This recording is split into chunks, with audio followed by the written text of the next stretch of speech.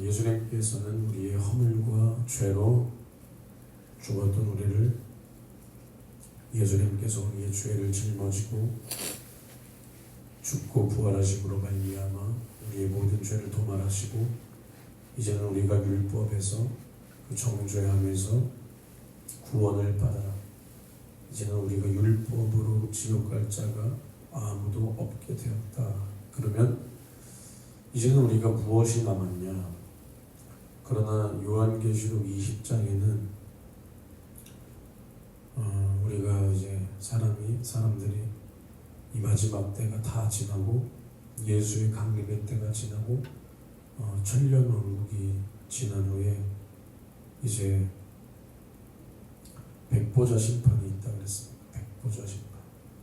예수 그리스도의 신부가 된 자들은 그 백보자 심판을 면하지만 둘째 부활, 그러니까 성도들 중에서도 이제 믿음을 가지고 죽은 자들, 그러나 예수 그리스도의 신부가 되지 못한 자들은 둘째 부활, 그러니까 부활이 천년이 차이가 나는 거죠. 사도 바울이 뭐라 그랬냐면 주님 강림하실 때 먼저 죽은 자들이 일어난다 그랬어. 죽은 자들이 일어난다 그래서 뭐 개나 소나 일어나는 게 아니라 예수 그리스도를 믿고 그의 강림하시기 전에, 강림의 때 전에 죽은 성도들 중에서 신부의 믿음을 가지고 죽은 자들이 일어난다. 예를 들면 순교자들, 베드로, 사도 바울과 같은 그러한 자들, 그리고 나서 이 땅에 있는 자들이 주님을 함께 맞이하는 거죠. 이것이 첫째 부활. 첫째 부활에 참여하는 자는 복이 있도다. 복이 있도다. 둘째 사망의 그 해가, 그 권세가 다스리지 못한다 그랬어요. 그러니까 사람은 누구나 한 번 죽는 것은 정해져 있는 것이고 그 후에는 반드시 심판이 있다. 그러면 이제 우리가 율법으로 심판받는 게 아니에요. 우리는 이제 율법을 예수님께서 짊어지고 죽고 부활하심으로 말미암아 그 모든 율법을 완성하셨다. 그러면 이제 우리는 무엇으로 심판받냐? 믿음으로 심판받는다. 너가 예수를 믿어 죄사함을 받았느냐? 믿지 않아 죄사함을 받지 못했느냐?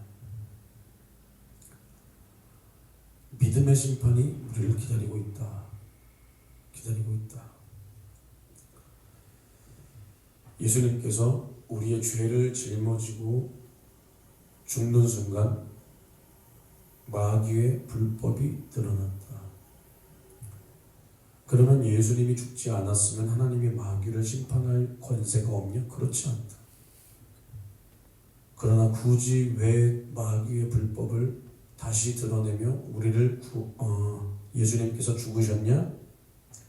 마귀에게 속한 우리를 불쌍히 여겨주셔서 진자는 이긴 자의 종이 된다 하신 그 하나님의 말씀을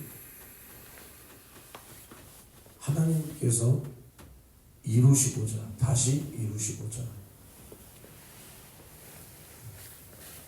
우리가 마귀에게 속해 마귀가 들어갈 지옥을 우리도 들어가게 생겼다. 우리가 마귀에게 속한 존재가 되었다. 마귀에게 속한 존재가 된 우리 인간을 하나님께서는 불쌍히 여겨주셔서 그 무제한의 사랑하심과 그 자비하심을 통해 아들 예수 그리스도를 이 땅 가운데 말씀이 육신이 되어 보내주셔서 예수가 죄 있는 모습으로 죽었다. 그 죄는 우리의 죄를 짊어지며 예수가 죄가 있어 죄 있는 모습으로 죽으신 게 아니라 죄 없으신 예수 그리스도에게 우리의 죄를 짊어지어 우리의 죄 짐을 맡고 죽으셨다. 그러기에 이제는 그의 죽음이 나의 죽음이요 죄 없으신 예수 그리스도께서 내 죄에 짊어지고 죽은 그 죽음이 나의 죽음이 된 사람이 거기 죄에서 해방을 받는다는 거예요. 그러니까 예수 그리스도께서 내 죄를 짊어지고 죽으심을 확실히 인정하는 사람만이 예수의 죽으심이 나의 죽으심이 된다는 겁니다. 그 예수의 죽음이 내 죽음이 된 사람만이 이제는 그 예수 그리스도의 부활도 내 부활이 되는 거예요. 내 부활이. 이제는 부활의 첫 열매 되신 예수 그리스도, 2000년 전에 부활하신 그 예수 그리스도만이 아직 부활의 첫 열매. 이제는 우리가 무덤에 있는 자나 우리나 다 부활만을 소망하며 산다라는 겁니다. 즉 첫째 부활. 예수 그리스도께서 하나님께서 이 모든 것을 만드실 때, 천지를 창조하실 때 예수 그리스도를 위하여 예수 그리스도를 말미암아 예수 그리스도를 통하여 만들었다라고 말씀하셨어요. 이것은 그냥 단순히 구색 갖추기의 말이 아니라 이 세상의 주인은 예수 그리스도입니다. 아버지께서 예수 그리스도로 인하여 예수 그리스도를 위하여 예수 그리스도로 말미암아 이 세상을 창조하시고, 그러면 이 모든 것은 예수 그리스도에게 주시기로 택하셨다. 그러니까 하나님께서 그 모든 영광을 예수 그리스도에게 주셨다. 그러나 예수 그리스도는 그 모든 영광을 그대로 취할 것이 아니라 이미 이 모든 영광은 아들을 위하여 주신 것. 근데 아들은 그 영광을 그대로만 취할 것이 아니라 겸손하셔서 그 영광을 아버지를 위하여 아버지께 그 영광을 돌리기 위하여 아버지께만 그 영광을 사용하기를 원하셨다. 그래서 우리의 죄를 짊어지고 말씀이 육신이 되어 이 땅 가운데 오셨다. 그러니까 하나님께서 천지를 말씀으로 창조하셨다. 말씀. 그 말씀이 누구냐? 요한복음 1장 1절에 태초에 말씀이 계시니라. 이 말씀이 하나님과 함께 계셨으니 이 말씀은 곧 하나님이시다. 근데 말씀이 육신이 되어 우리 가운데 오셨다. 그의 영광을 보니 하나님의 독생자의 영광이요 은혜와 진리가 충만하다. 그게 누구냐? 예수 그리스도다. 하나님의 말씀은 곧 하나님이다. 그것이 누구냐? 예수 그리스도다. 하나님은 말씀으로 천지를 창조하셨다. 그러니까 예수 그리스도가 천지를 창조하셨다. 그러나 그 영광을 아버지를 위하여 이 땅 가운데 오셔서 마귀의 일을 멸하시고 그 안에 우리 인간을 그 속죄의 피로 구원하기 위하여 그 핏값으로 사서 아버지께 드리기 위하여 그 영광을 사용하셨다는 겁니다.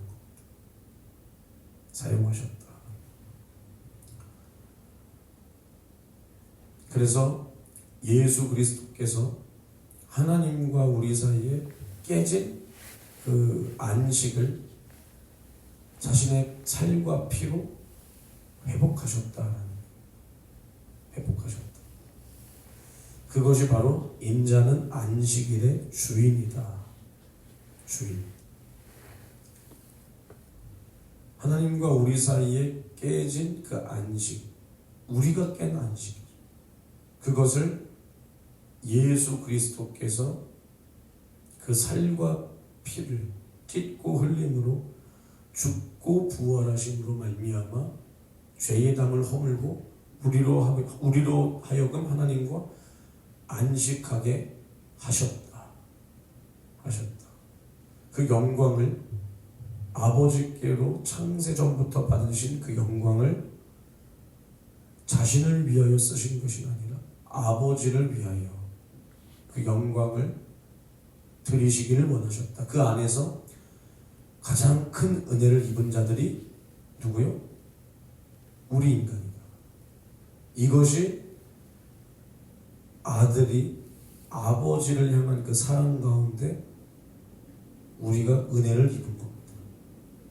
물론 우리도 사랑하셨지만 아버지는 아들을 사랑하셔서 이 모든 것을 아들에게 주셨고 영광을 아들에게 주셨고 아들은 겸손하셔서 그 모든 영광을 자기가 그대로 취할 것이 아니라 아버지께 그 영광을 드리기 위하여 말씀이 육신 가운데 오셔서 우리를 구원하시는 그 인류 구속을 위하여 자신의 살을 찢고 피를 쏟아 마귀의 일을 멸하고 먼저는 마귀의 일을 멸하여 마귀에게 속한 우리를 하나님께로 인도하는 그 은혜를 우리에게 베풀어 주셨다. 그래서 하나님께는 영광이요 우리에게는 평화, 화평이 된다. 무슨 평화요? 무슨 화평이냐? 우리끼리 평화롭게 살 이게 아니라 하나님과 우리 사이에 깨어진 그 안식을 예수님께서 화평을 이루셨다. 그리하여 하나님과 화평케 되는 자는 복이 있도다. 아시겠습니까? 이것이 예수 그리스도로 말미암아 모든 것을 지으시고 모든 것을 이루시고 또 우리를 구원하사 하나님과 영원한 안식, 깨어진 그 안식을 다시 회복시켜 주셔서 이제는 우리가 하나님께서 우리를 창조하신 그 목적과 뜻대로 하나님과 영원히 함께하기 위하여 우리를 영적 존재로 창조하신 그 목적대로 우리를 회복시키셨다라는 겁니다. 그래서 우리는 더 이상 이 가운데서 육체의 욕심을 따라 살 것이 아니다라고 했어요. 육체의 욕심을 따라 살지 말라. 육체의 욕심, 즉 육체의 정과 욕은 하나님 앞에 불순종이요 그 결과가 하나님의 진노하십니다. 세상 풍속을 쫓고 공중의 권세 잡은 자를 따랐으니 곧 지금 불순종의 아들들 가운데서 역사하는 영이라라고 했어요. 이 세상 풍속을 쫓는 자는 육신의 그 욕심과 그 마음에 원하는, 그러니까 육체를 따라 난 그 마음, 우리의 영혼에 갈망하는 그 요청을 따라 먹은 마음이 아니라 우리의 육체의 욕심을 따라 먹은 그 마음을 우리가 따라간다면, 육체의 욕심만 따라간다면 우리는 하나님 앞에 불순종밖에는 나올 게 없다. 근데 그 불순종의 결과물이 뭐냐? 하나님의 진노하심이 우리 안에 머문다 그랬어요. 그러니까 우리가 육체대로만 사는 것은 그냥 하나님을 진노하시게 하는 그 일만을 생산해낸다라는 거예요. 생산해낸다. 요한일서를 보면 뭐라고 그랬냐면, 요한일서에 누구든지 이 세상이나 이 세상에 있는 것들을 사랑하지 말라. 누구든지 세상을 사랑하면 아버지의 사랑이 그 속에 있지 않다. 왜? 이 세상 풍속을 쫓았는데 그게 누구냐? 불순종의 아들들 가운데 역사하는 영이 우리를 그 세상 풍속을 쫓게 만들었다라는 거예요. 그러니 이 세상을 사랑하면 아버지의 사랑이 그 속에 없다. 뭐만 있냐? 불순종의 아들들 가운데 역사하는 그 영만이 지배한다. 그러니까 이는 세상에 있는 모든 것이 육신의 정욕과 안목의 정욕과 이생의 자랑이니 다 아버지께로 쫓아온 것이 아니요 이 세상으로 쫓아온 것이다. 그러니까 이제 세상에 있는 모든 것은 육신의 정욕을 위한 것이다. 육신의 정욕이라 하면 우리 육신을 위한 것들이라는 거예요. 우리 육체만을 위한 것. 육체만요. 제가 아까도 그랬죠. 육체의 욕심, 육체의 정욕은 즉 불순종이라 하나님의 뜻을 이룰 수 없다. 우리의 영혼을 거스려 싸운다. 육신의 생각은 사망이다. 사망. 육신대로 살면 반드시 죽는다. 그런데 이 세상에 있는 모든 것은 육신의 정욕이다. 하나님의 뜻이 거기 없다라는 거예요. 하나님의 뜻이 거기 없다.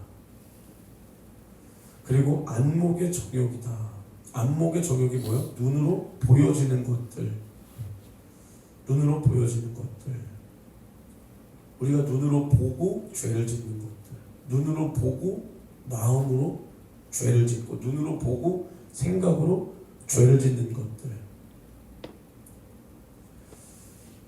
창세기에 뭐가 나오냐면, 창세기 3장에 이제 하와가 타락할 때 마귀가 먼저 와. 마귀가 와서 먼저는 마귀의 말이 귀로 들려. 마귀의 말이 귀로 들리는 거예요. 선악과 먹지 말라고 하셨냐? 그게 아니다. 네가 먹으면 눈이 밝으면 하나님과 같이 된다. 먼저 그 말이 귀로 들려와. 그러니까 나의 육체의 생각이 나를 지배하는 거예요. 이게 육신의 정욕입니다. 그리고 나서 어떻게 해요? 하와가 선악과를 어떻게 해요? 보잖아요. 선악과를. 그 말이 들려오고 그 말이 나의 생각과 마음에 쏙 들어오니까 이제 어떻게 그것을 따라간다고. 눈이 그걸 따라가는 거예요. 하와가 그것을 보니 먹음직스럽고 보암직스럽고 나를 지혜롭게 할 만큼 탐스러워 보인다라는 거죠. 눈으로 보니까 귀로 들려와서 이제 그 생각과 마음에 요동이 일어나.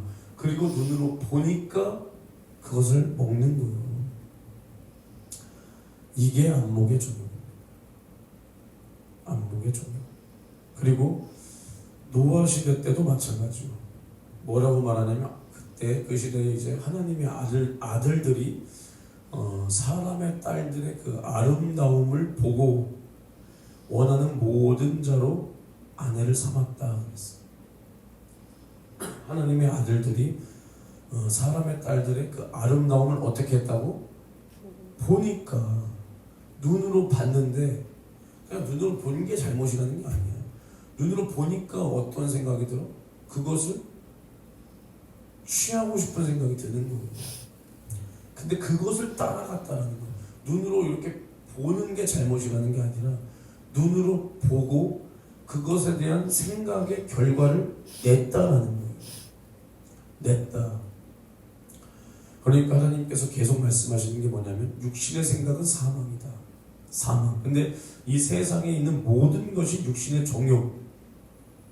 육신의 정욕. 그러니까 마찬가지로 이 눈으로 뭘 보기만 하는 게 잘못이 아니라 봤는데 그 속에 육신의 생각이 그 눈을 통하여 나를 지배한다. 근데 그것을 따라간다는 거예요.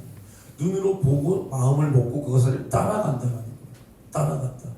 그래서 아름다움을 보고 모든 자로 아내를 삼는다. 원하는 모든 자로 아내를 삼는다는 게 뭐예요? 이 동네 지나가다 보면 시골 같은 데 지나가다 보면 아니 동네에도 만약에 뭐 고양이 새끼나 개들이 뭐 있으면 뭐 부부관계가 있습니까? 개들이 그냥 지나가다가 발정이 되면 그짓거리하고 교미하고 하듯이 사람들이 그렇게 살았다는 거. 아름다움을 보고 마음에 들면 관계를 맺고 음행을 하고 그랬다라는 거. 그래서 이 세상에 있는 모든 것이 육신의 정욕과 안목의 정욕과 이생의 자랑이다. 또 이생의 자랑이라는 게 뭐예요? 항상 드러낼 것이 나만 드러난다. 나만 드러내고 싶다. 나를 교만해서 나를 항상 주장하고 자랑한다. 자랑한다. 자라난다. 그것이 이 세상으로부터 나오는 것, 하나님께로 온 것이 아니라는 겁니다. 그래서 디모데후서에는 뭐라고 말하고 있냐? 말세에는 고통하는 때가 따르는데 가장 먼저 나오는 게 사람들은 자기를 사랑하며 돈을 사랑하며 자긍하며 교만하며. 제가 이거 많이 말하고 있어요. 날마다 이 부분을 뼈저리게 느끼고 있어요. 뼈저리게. 제가 생각했을 때, 제가 깨닫고 저의 모습을 또 보고 많은 사람의 모습을 또 보면서 저의 모습을 볼 때 하나님이 절대 쓸 수 없는 사람이 누구냐? 자기를 사랑하는 사람은 절대 쓸 수 없다라는 결과를 저는 얻고 있어요. 하나님께서 그것을 보여주고 계세요. 내 영혼을 사랑하는 사람이 아니라 자기를 사랑한다. 자기 만족. 즉 자긍하는 마음이 사실은 자기 만족이에요. 자기 만족. 이것이 강한 사람들이 있다. 누구나 다 이런 마음이 있어. 근데 이것이 유독 강한 사람이 있다. 그 사람은 하나님이 쓸 수가 없어. 그 사람은 하나님이 해볼 수가 없어. 사람도 그 사람을 해볼 수가 없어. 우리 안에 누구나 이러한 마음이 있는데 이것을 깨야 돼요. 깨야 돼요. 오죽하면 돈을 사랑하면 보다 자기를 사랑하는 게 먼저 남았어. 돈도 왜 사랑하냐? 그 돈을 가지고 쓰는 사람이 누구요? 나요, 나. 그럼 그 돈으로 인해서 가장 큰 혜택을 누리는 사람이 누구요? 나예요, 나. 그러니까 마지막 때 이러한 이생의 자랑은 이 교만함을 통해서 나오는데, 교만이 어디서부터 오냐? 자기를 사랑하는 마음부터 온다라는 겁니다. 자기를 사랑하는 마음부터. 우리는 내 영혼을 사랑해야지 내 혼과 나의 육을 사랑하면 안 돼요. 그런데 나의 영혼을 사랑할 수 있는 사람은 나의 육체를, 나의 마음과 생각을 주장하지 않아요. 여기서 완벽한 사람이 있다라는 게 아닙니다. 여기 걸려있지 않은 사람이 누가 있겠습니까? 근데 그 정도가 하나님이 바라보셨을 때 하나님보다 나 자신을 더 사랑하고 하나님의 말씀을 마치 자기를 사랑하기 때문에 나를 너무나 사랑하는 내가 이 말씀을 들어준다, 믿어준다, 내가 하나님 뜻대로 살아준다라고 생각하는 사람들이 많다는 거예요. 그것은 하나님이 원하시는 신앙이 아닙니다. 그곳에 육체의 정욕이 가득하다. 그래서 우리가 믿는다라는 모습은 하고 있으나 신앙생활이 아니라 자기의 육체와 안목과 이생의 자랑에 만족을 하기 위하여 신앙생활의 모습을 하고 있는 사람들도 있다. 그 안에 하나님은 기쁘심이 없고 도리어 하나님의 진노하심만 그 속에 계속 차곡차곡 쌓게 된다라는 겁니다. 우리가 신앙생활을 한다라고 하면서 이러한 날마다 죄를 생산해내고 죄를 생산하고 하나님께 받을 상과 면류관을 쌓는 것이 아니라 이러한 날마다 저주를 쌓아두면 절대로 안 된다. 오늘 하루도 나의 인생 가운데 내 모습을 보게 하시고 또 나를 죄와 사망과 지옥에서 나의 허물과 죄로부터 나를 구원하신 주님 은혜만 보게 하옵소서. 나를 이렇게 살게 도와 주시옵소서. 주여 삼창 외치고 통성으로 기도합니다. 주여 주여 주여. 하나님 아버지 은혜와 사랑에 너무나 고맙고 감사합니다. 오늘도 나를 죄와 사망과 지옥에서 구원하사 나의 허물과 죄로 죽었던 나를 승리시키기 위하여 우리 주님이 말씀이 육신이 되어 우리 가운데 오셨습니다. 나를 위해 찔리시고 싸우시고 징계받으시고 채찍에 맞으심으로 말미암아 나를 구원하신 주님 은혜 감사하여 오늘도 나를 사랑하지 않고 오직 나를 사랑하신 주님만 사랑하게 도와 주시옵소서. 나를 죽도록 사랑하신 주님, 나도 죽도록 사랑하게 하옵시고